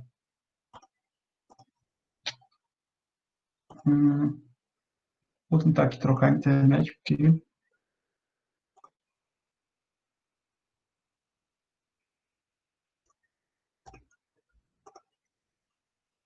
vamos ver se agora vai. Mas agora, passando para a próxima parte, quando a gente vai para a parte de parâmetros, tá dando para ir aí direitinho? Que eu tô com medo da minha internet está caindo toda hora. Tá tranquilo. Show. Parâmetros, a gente viu lá na parte inicial, parâmetro é uma variável que a gente declara no cabeçalho de uma função e tem uso exclusivo dentro daquele bloco de instruções da mesma. No caso, estou passando um parâmetro, vou utilizar aquele valor qualquer para me construir algo, ou seja, fazer alguma modificação de valor, qualquer coisa que seja influenciado por aquele valor. Ou até mesmo eu posso não utilizar aquele valor, simplesmente imprimir qualquer valor, um valor qualquer. Fica muito a cargo de quem está construindo aquela função para poder transformar o resultado melhor com aquela função. Deixa eu ver se meu compilador carregou. Não está carregando direitinho, mas vamos aqui que vai dar certo. A gente tem essa última parte que a gente vai ver, que é justamente a parte onde a gente trabalha de uma forma melhor alguns dos conceitos que a gente viu, que é tanto estrutura condicional, estrutura de repetição e listas. Por isso, o nomezinho é Introdução ao Comprehension, que a gente vai trabalhar com compreensão de listas. O trabalho de compreensão de listas é justamente a gente pegar e transformar uma lista, na construção de uma lista, uma forma mais simples, uma forma mais como a própria informação aqui do slide já diz, fornecer uma maneira concisa de criar listas. Essa informação é basicamente você retirar de uma estrutura a criação de uma lista, a criação de uma, não obrigatoriamente de uma lista, mas produzir dados a partir daquilo, de uma forma bem mais simples. E é o que a gente vai tentar ver mais para frente. A estrutura de um list comprehension é justamente você pegar, você vai construir uma lista e essa lista ela vai ser construída a partir de determinadas funções que você vai inserir nela. Essa lista básica aqui, essa compreensão de lista básica que a gente consegue visualizar é justamente pegar um determinado valor, ou seja, x mais 2, e depois utilizar uma função de repetição. Para me construir uma lista, eu posso utilizar esse valor de repetição, essa função de repetição, justamente para me melhorar o meu desempenho. Para mim não ter que fazer aquele código gigante, eu digo gigante porque de uma lista para 3 é uma diferença grande, principalmente quando você está construindo código. Então, quando você tem essa estrutura de repetição, você utiliza isso para construir uma lista. Deixa eu ver aqui se agora...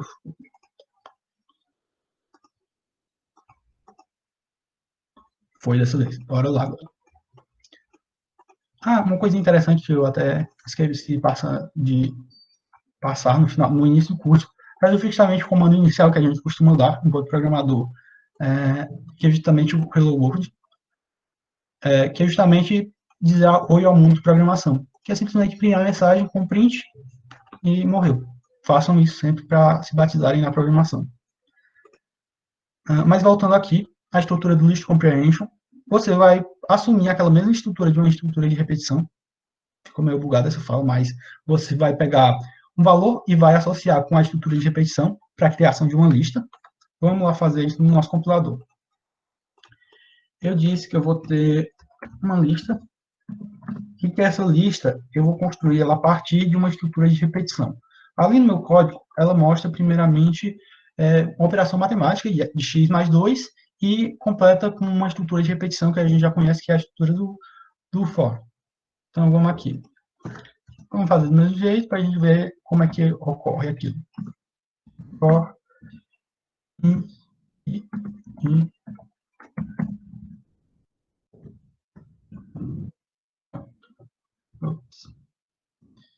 Temos aqui a nossa compreensão de listas, ou seja, uma lista melhor para a gente trabalhar. Se a gente rodar aqui,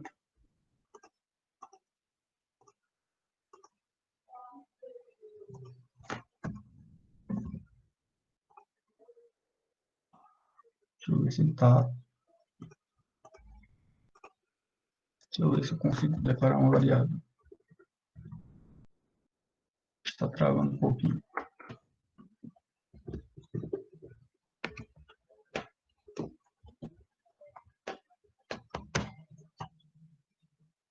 Vamos ver se ele vai carregar aqui direitinho, mas por enquanto que não está carregando, está tendo probleminha de conexão, eu vou falar um pouquinho mais sobre os outros conceitos que complementam esse, e a gente volta e vai fazendo os testes. Dentro da compreensão de listas, a gente tem a utilização de outras estruturas.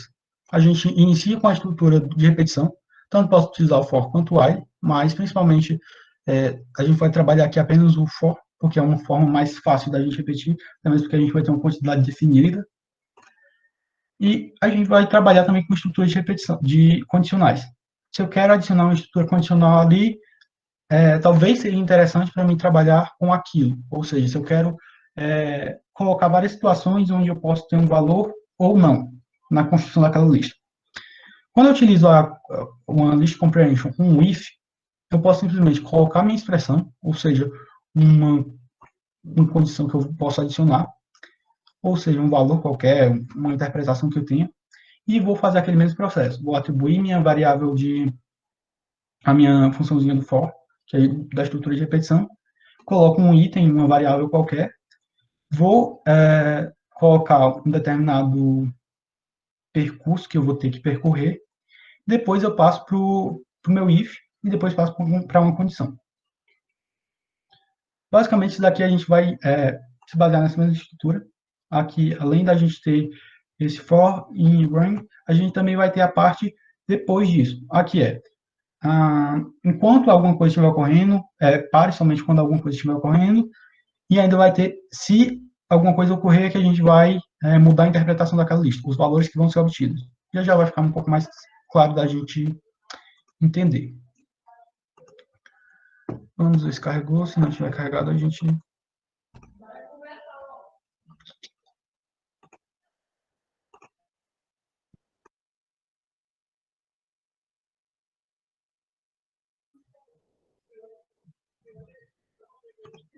Está continuando normal. Pronto. Vamos voltar aqui para essa parte aqui. Já a gente volta, se a minha internet funcionar direitinho. Peço até desculpas aí, pessoal, imprevistos. Mas uma list comprehension com vários ifs. A gente já viu como um if é uma estrutura simples.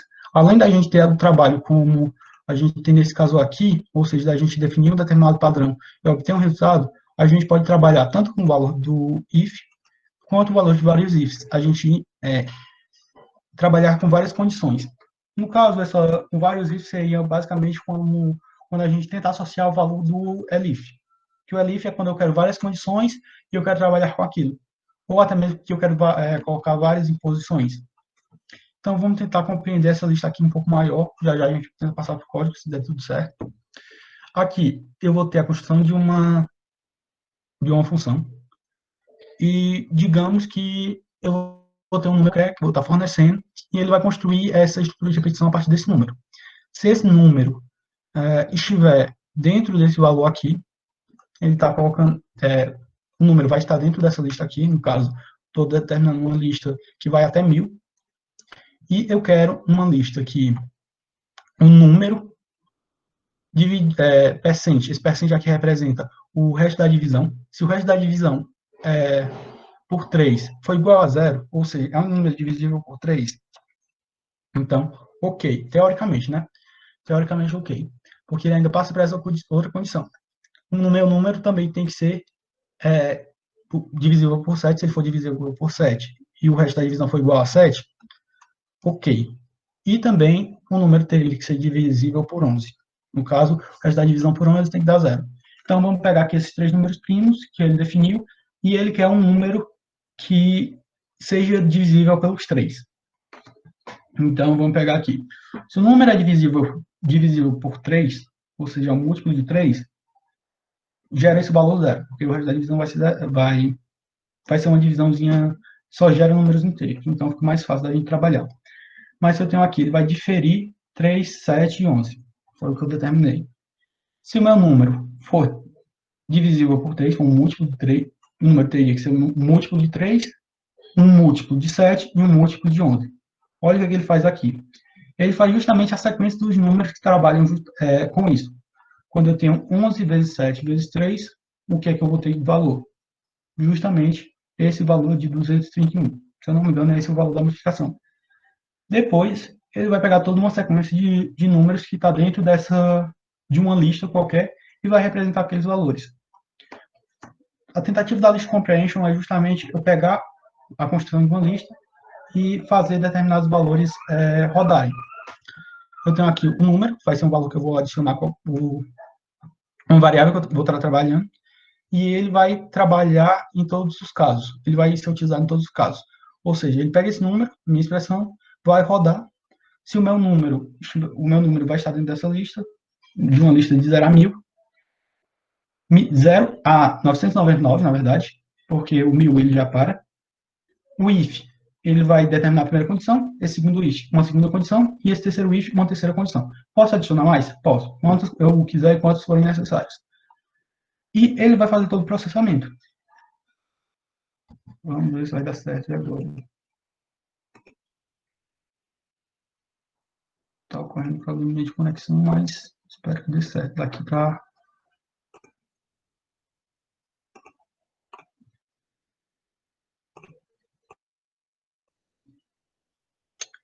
Vamos esperar que dê tudo certo.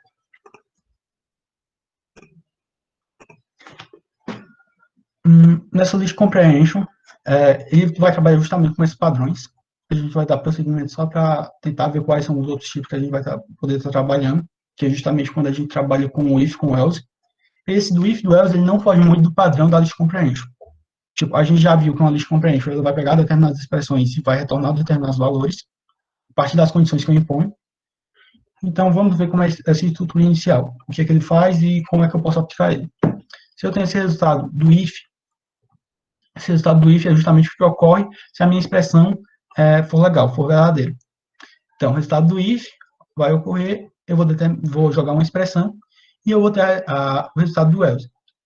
Esse resultado do else vai ser justamente a expressão não foi atendida em relação ao if e eu tive que passar justamente para o meu else. Ocorreu isso daqui, ele vai ficar acrescentando na minha lista até o final. Vamos tentar ver esse exemplo aqui que ele passa logo de início. Ele vai pegar uma lista que chama resultado, e ele está dizendo que o meu resultado, caso alguma coisa ocorra, vai ser 1. Então, vamos ver qual é a condição que ele impõe logo de início, a condição do if. É justamente se o meu número, ou seja, aqui acabei confundindo e utilizei o mesmo variável do outro, mas basicamente pode ter um resultado normal, ou seja, eu defini um determinado número, que vai ser digitado pelo usuário, e se esse número ele for divisível por 5, ou seja, o resto da divisão por 5 for igual a zero, então ele vai substituir na minha lista o valor 1. Na posição daquilo ele vai colocar o valor 1. Se não, o valor vai ser zero. Simplesmente isso. Como a mesma coisa que ele fala aqui no início da estrutura. E ele vai repetir isso, o número, quantas vezes? Já é 16 vezes. Justamente. Por que a gente vai utilizar esse número 16? Vamos ver aqui. O índice zero, no caso, que é o valor zero. Zero dividido por 5 vai dar zero do mesmo jeito. Então, eu tenho o valor 1. Justamente porque foi a definição que ele colocou. O 1 divisível por 5 vai dar valor quebrado. Então, eu já pulo. 2, mesmo caso. 3 também. 4, mesma coisa. Quando eu chego no índice 5, 5 divisível por 5 dá 1. E o resto da divisão de 5 por 5 é 0. Então, ele vai substituir aqui o valor 1. Vamos dar sequência ao código. 6 dividido por 5, não. 7 também não. 8 também não. 9 também não. 10, ok. Se ele passa para cá para o meu valor. 10 dividido por 5 dá 2, e o resto da divisão é 0. Então, substitui. Ele faz o mesmo processo, mas como eu defini aqui que era até o valor 16, ele chega até o valor número 15 e para ali. Simplesmente porque a gente definiu que o início seria do 0 e iria até o número 16 para fechar essa sequência. Basicamente, a gente tem essa parte para botar várias condições e também para construir listas diferentes. Imagine você ter que construir uma lista com esse mesmo código utilizando o for normalmente. Você ia colocar a primeira linha do for, dizer que você queria que aquilo se repetisse 16 vezes. Depois você teria que pegar a estrutura do if, se o número for divisível por 5, ou seja, se isso daqui for igual a zero, eu vou ter determinada coisa. Você insere na lista esse valor. Se não, você insere outro valor. Basicamente, a gente ficaria com isso. Vamos ver se deu certo. Ups. Tá complicado essa última parte.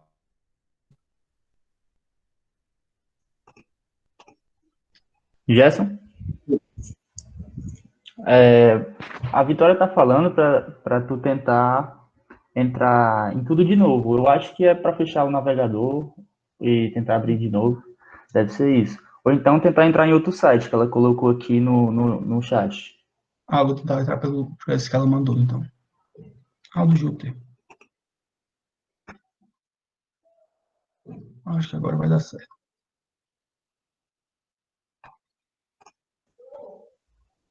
Deixa eu ver se isso aqui vai direitinho. Vai para do Júpiter.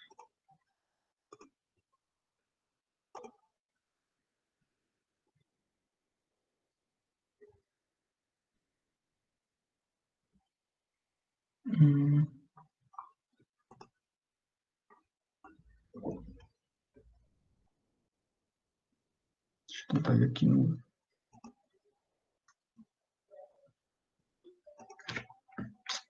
Vamos aqui.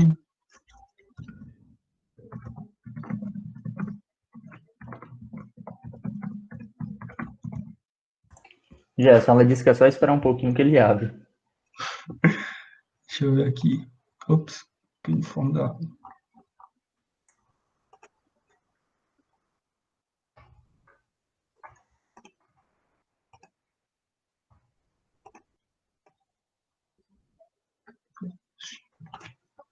Pessoal, peço desculpa pelo problema de conexão imprevisto aí. Acho que agora foi.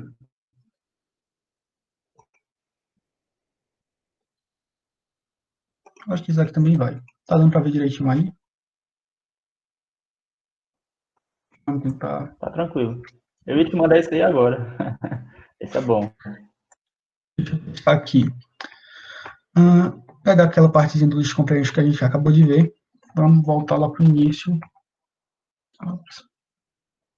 Eu tenho aqui minha list comprehension. Eu vou tentar executar ela para ver o que é que ela gera. Vamos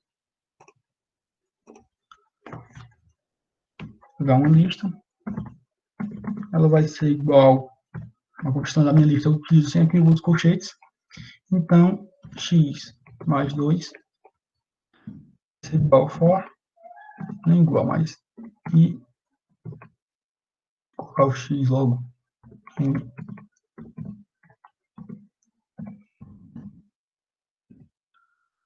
e eu vou querer isso aqui executando 6 vezes. Eu diminuir um pouquinho para ver se cabe tudo na imagem. Pronto. Digamos que vai ser igual ao do usuário. X vai ser igual. Posso simplesmente adicionar isso aqui no meu trabalho. Deixa eu ver se vai.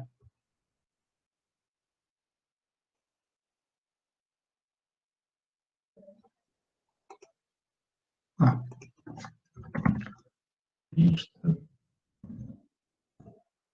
Pronto. Olha o que ele fez.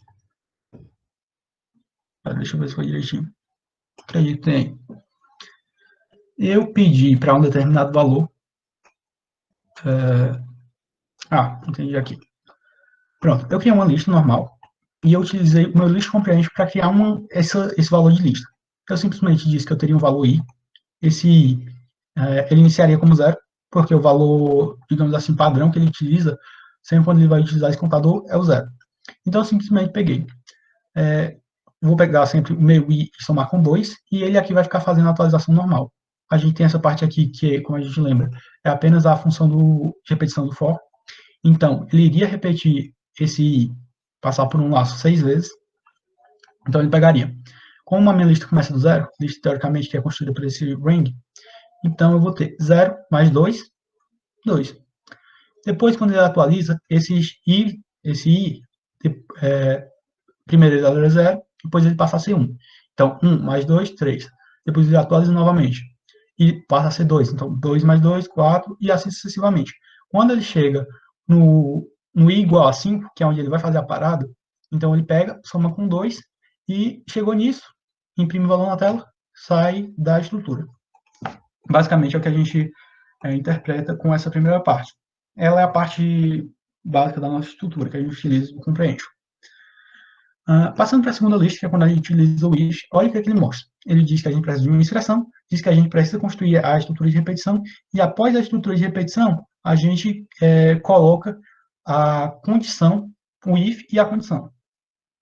Vamos tentar ver o que a gente faz aqui. Vamos tentar seguir esse padrão, mas só que aqui eu vou querer repetir ele 6 vezes, mas se é para o meu if,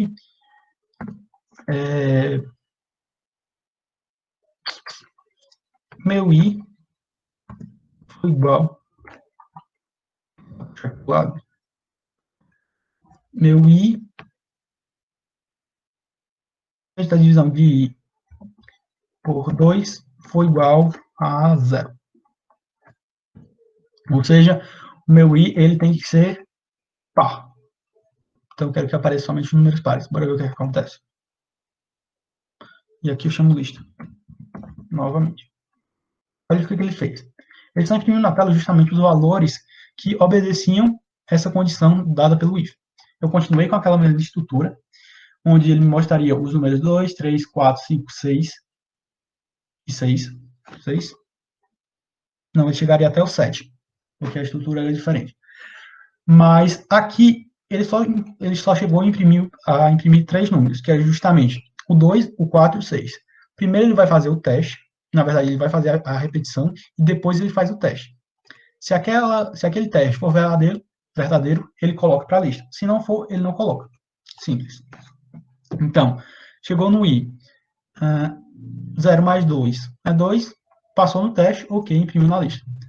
Quando o i se torna 1, 1 mais 2, 3, ele vai passar pelo teste? Não. Então, ele não vai para a lista. E assim sucessivamente. Essa é a estrutura que ele dá quando a gente utiliza com o if. Se a gente fosse tentar fazer a construção disso daqui com o for. Vamos ver aqui. É a mesma lista. Mas aqui eu vou colocar isso, vou colocar for. Assim. Não. Vou colocar minha estrutura de repetição e ring. Eu vou colocar os meus padrões que eu coloquei, no caso, 6 vezes. Depois, para fazer isso, eu vou criar uma lista vazia. Essa lista ela vai estar recebendo uma lista vazia, no caso. Vou ver o que eu faço agora. Nessa lista eu vou adicionar. Deixa eu ver aqui se ela vai receber. Só fazer um teste antes.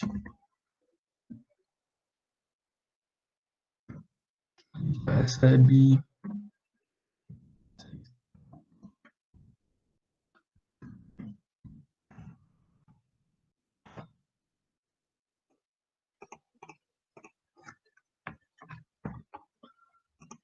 Vamos tentar ver aqui se ela vai receber direitinho.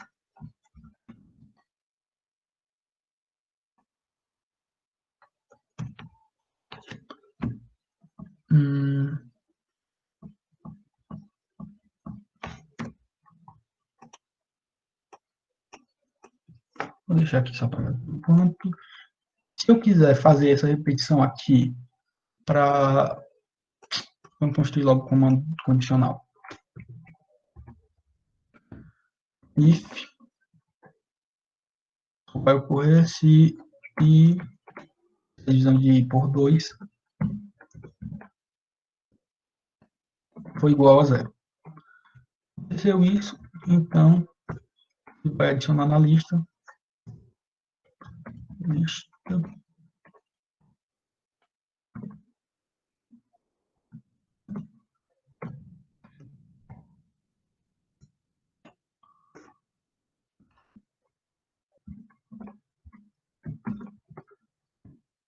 Vou colocar aqui e já explico direitinho para vocês se isso daqui rodar direitinho.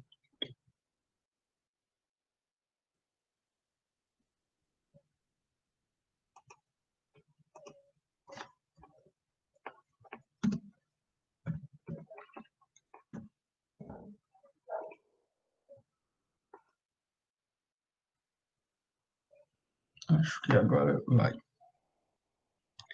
No final, tá colocar isso aqui em comentário.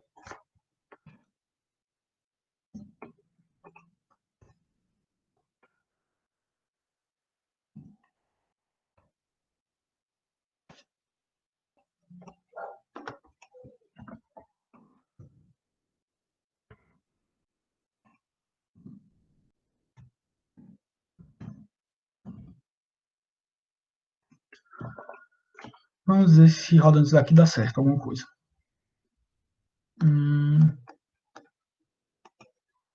Deu um probleminha.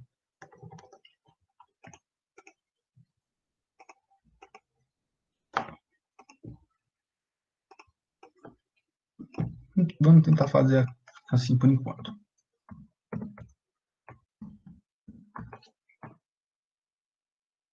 Vamos ter 6 estruturas, então 6 lugares, vamos criar uma lista de 0 por enquanto. E essa lista vai estar recebendo a outra. Prontinho. Se não me engano, dá para fazer lista.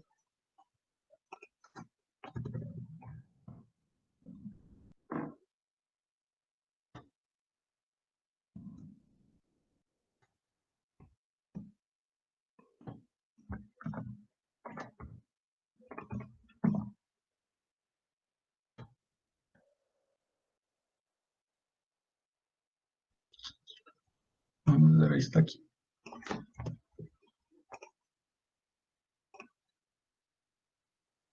Pronto.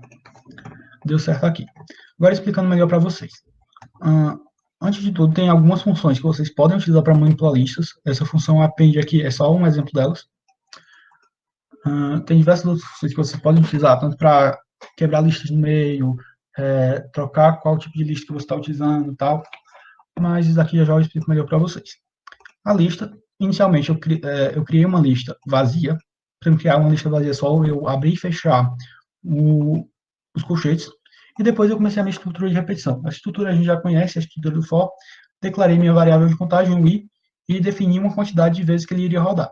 Depois disso, eu comecei a minha estrutura condicional, que é no caso dizendo, se o meu i for divisível por 2, ou seja, se o resultado da divisão de i por 2 for igual a 0, então eu vou adicionar à minha lista o valor de i mais 2. E depois, no final, só imprimo a lista. Isso daqui é basicamente o que eu preciso para construir esse valorzinho aqui, essa pequena lista de 3 elementos. E é a mesma coisa que essa outra lista também faz. E olha a diferença que a gente trabalha.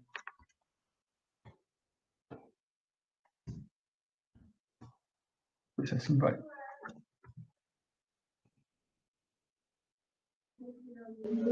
Agora,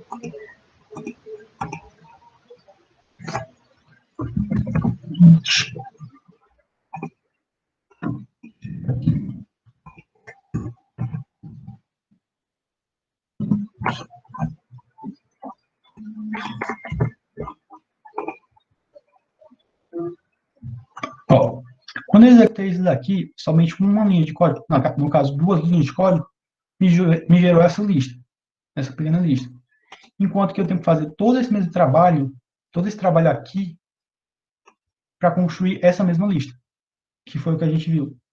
Ou seja, a list comprehension, como a própria definição lá já diz, a gente busca uma forma mais compacta da gente construir aquilo. Ou seja, em vez de você demorar 1, 2, 3, 4, no caso 5 linhas para você fazer aquilo, você utiliza apenas 2 linhas e olha lá. Se você quisesse simplesmente colocar print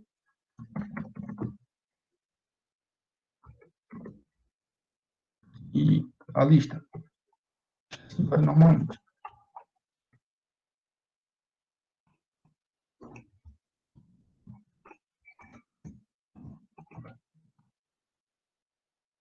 Ó, você consegue fazer uma lista no que a estrutura, na outra estrutura que pega 5 linhas para fazer. É redução de tempo, redução de trabalho, o que dá para fazer com os comprehensions.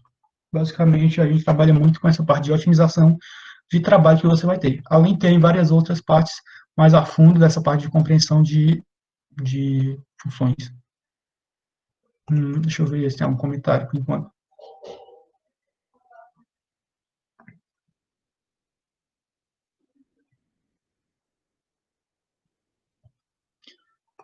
Teve alguma pergunta em relação aqui, por enquanto? Não?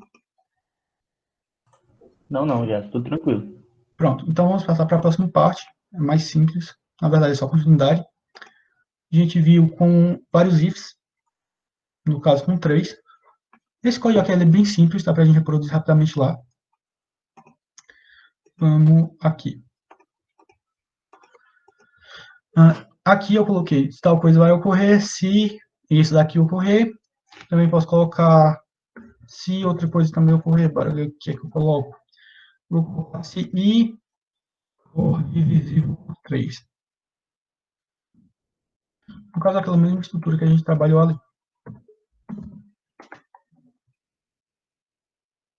Foi igual a 0. Pronto. E assim eu posso ir levando sucessivamente. Tem uma condição, tenho 2 condições, posso adicionar mais condições se eu quiser, então só correr. Então, isso daqui.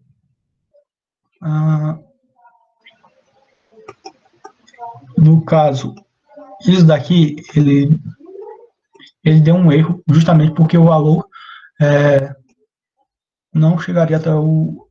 Na verdade, só chegou até um valor que ele fez aqui. Vamos colocar um valorzinho maior aqui para ver se dá algum problema. Olha o que ele vai fazer.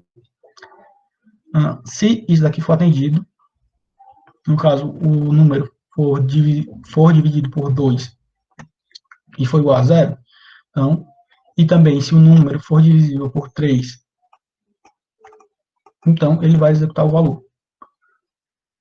No caso, ele fez um contrário aqui. Ah, não. Ele fez direitinho. Eu estava confundindo aqui. O número 0, ele é divisível por 2 e por 3, então 0 mais 2, 2. O número 6, ele é divisível por 2 e por 3, então 6 mais 2 é o próprio valor. Então, ele sai fazendo isso sucessivamente. Se eu quisesse mostrar de uma forma melhor. Pronto, está aqui o que ele daria. 0, 6, 12, 18 e assim sucessivamente, porque eu estou inserindo mais condições. Poderia colocar diversas outras informações aqui para melhorar o meu conteúdo. E se eu fosse fazer aqui, se eu fosse colocar novamente essa informação, eu teria que adicionar aqui um elif e dizer, na verdade não é nenhum elif, eu ia ter que fazer um alinhamento de estrutura. Eu teria que pegar aqui e dizer if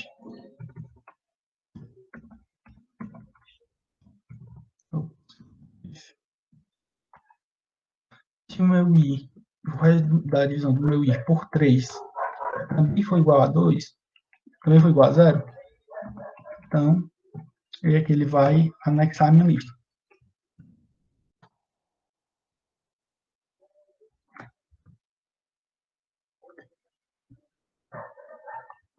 Basicamente vai ficar assim. Aí depois ele imprime a lista. Se o número for divisível por 2, ele pega todos os números divisíveis por 2, depois testa se é divisível por 3. Se for, ok. Se não, cai fora. Vamos tentar ver isso aqui.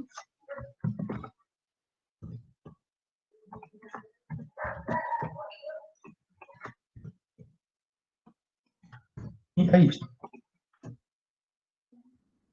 Deu apenas um valor. Voltando aqui para finalizar a aula.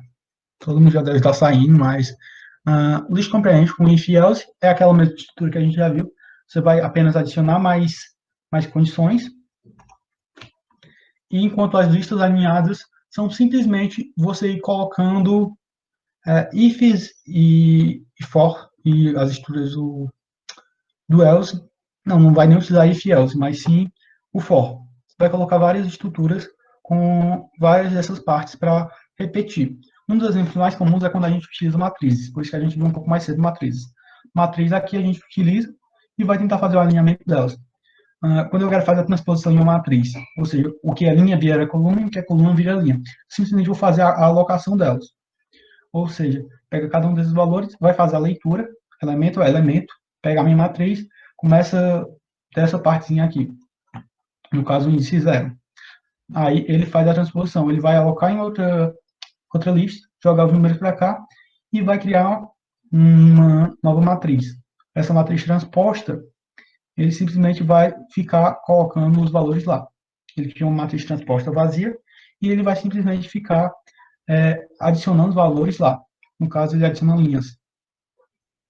Mas essa parte aqui é mais você entender a compreensão de que você pode substituir essas estruturas que tinham muito grandes de alinhamentos de for, no caso, colocar um for dentro de outro, que são estruturas de repetição que se tornam repetem bem mais vezes, o dobro de vezes ou o triplo de vezes, dependendo do tipo de estrutura que você está fazendo. E você consegue reduzir o tamanho dessa linha. Olha o que ele faz. Ele pega uma linha I, vai fazer a repetição, agora com a linha da matriz. No caso, ele constrói uma lista. Aqui, uma list comprehension, e coloca dentro de outra list comprehension, ou seja, ele vai construir uma linha da matriz a partir de... Na verdade, ele faz a ordenação dessas linhas de matrizes. Ou seja, pega essa primeira parte de listas, ou seja, linha I, que é a linha que está rodando durante o meu trabalho, que é no caso esse valorzinho aqui. Inicia com 0, depois passa para 1, depois para 2 e depois para 3. Ele vai fazer essa modificação e vai fazer o trabalho dentro dessa outra parte, que é fazendo a leitura dentro da própria matriz. Basicamente, se a gente for olhar para essa estrutura aqui, ele primeiro pega essa primeira matriz e vai colocar na linha transposta. Pega o primeiro elemento da matriz, no caso esse 21, que é 01, 02, 03, 04. Ele, ao invés de pegar todos os valores e colocar na linha transposta, ele simplesmente vai pegar o valor 1, vai colocar o valor 1, aí vai fazer essa nova repetição aqui. A linha, vai utilizar agora como linha, e vai observar essa matriz A. Ela vai pegar a linha transposta, que é um elemento que ela criou, essa linha aqui, e vai adicionar a linha I, que é justamente o valorzinho que ela está trabalhando aqui. Ela vai ficar sempre repetindo esse valor para procurar dentro da lista. É basicamente, você tem uma matrizinha quadrada, você tem um elemento aqui. Se ele se encaixa no valor que você quer, ou seja, se você transpõe esse elemento, ele fica. Se não, ele vai ser alterado. Ou seja, como é que eu falo a alteração? Digamos que essa linha aqui é a primeira, essa outra linha aqui é a segunda, essa outra linha aqui é a terceira. Então, o que é que eu vou fazer? Vou pegar essa primeira coluna e vou jogar ela para a linha. Essa segunda coluna, jogar ela para a linha, sendo a segunda linha. Terceira coluna, jogar ela para a terceira linha. Quarta coluna, para a quarta linha. Basicamente, você vai pegar estruturas de repetição, como a gente viu nesses anteriores aqui, principalmente dessa forma, e vai colocar uma dentro da outra. Ao invés de você colocar essa condiçãozinha aqui, x mais 2, você vai pegar essa estrutura e colocar aqui. Aí fica, colocando aqui um valor x mais 2, for x em rank 10, e vai ter uma estrutura maior, que vai pegar essa lista, e depois vai ter for x, outro x, no caso pode ser um y, em rank, outro valor, no caso 10, 11 ou 12, dependendo do tipo de